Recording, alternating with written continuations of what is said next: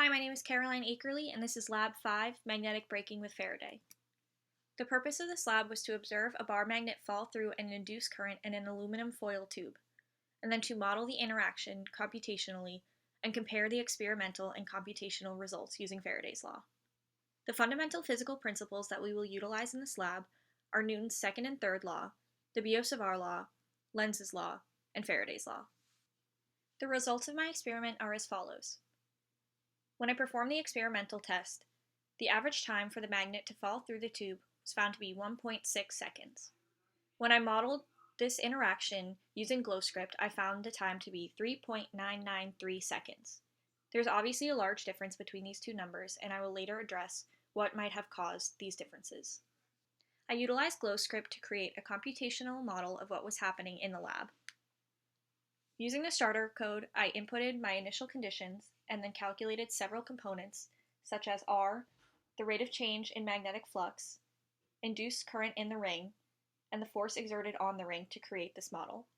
I utilized the Biot-Savart law, Newton's third law, Newton's second law, and Faraday's law. Through my code, I was able to create the model on the left and the accompanying graph of velocity versus time.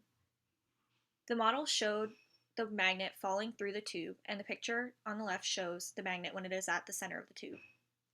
After finishing my code, there were several questions I had to answer about my interpretation of the code.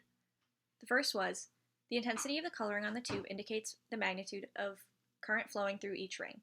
Red and blue indicate current flowing in opposite directions. Which color corresponds to clockwise current, and which is counterclockwise? Through my interpretation, I decided that red is counterclockwise, while blue is clockwise. The second question was, what happens to the dynamics of the system when you flip the magnet around? In this case, the induced current runs in the opposite direction as before, but the magnitude of the magnetic field will stay the same.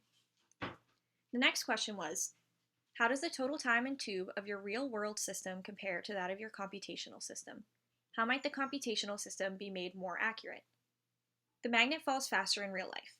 The system would be more accurate if you took into account the cardboard inside of the aluminum tube. This cardboard might have blocked some of the induced current from reaching the magnet, and therefore would have affected the falling speed.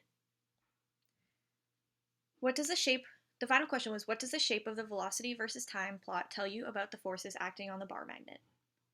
While the magnet is in the tube, the velocity is constant. This shows that the forces on the magnet at that time are constant, and therefore the acceleration is zero. When the magnet exits the tube, the velocity has a negative slope, meaning that the magnitude of the velocity increases, and the upward forces are not as strong as when the magnet is in the tube.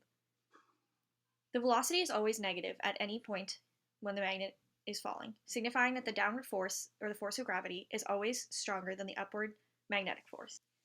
Finally, I was asked to answer two questions about the overall lab. The first question was, what if the resistivity of the conductor were reduced as close as possible to zero? How would the dynamics of the falling magnet change? The current, the magnetic force on the ring, and the magnetic force on the magnet would increase if the resistivity of the conductor were reduced to close to zero. Theoretically, the magnet would not fall through the tube in this case because the magnetic force on the magnet would be the same as the force of gravity acting on it. In reality, the magnet would fall just a little bit slower as the resistance approaches zero. The second question was, what if holes or slots were cut into the tube? How would this affect the ring currents in your model?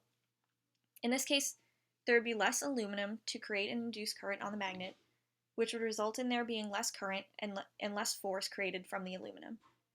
The magnet would therefore fall more quickly due to the force of gravity being larger than the magnetic force.